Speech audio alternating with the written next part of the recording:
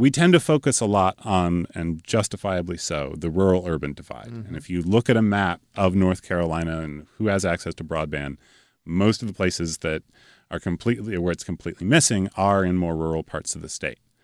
That said, the reality is that if you're a low-income person living in a more urban county, your odds of having broadband are much more similar to a low-income person living in a rural county than they are to a higher-income person living in an urban county. You know, I think some of us are fortunate enough to live in neighborhoods where Google's coming through or AT&T's coming through and dropping fiber in the ground. That's not happening in every single community.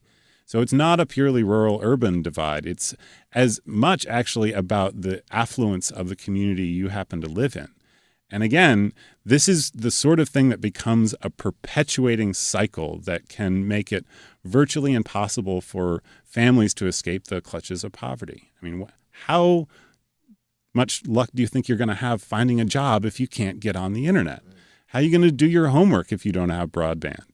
You know, all of the things that a lot of people increasingly take absolutely for granted are entirely dependent upon being able to get onto the digital equivalent of the North Carolina Railroad.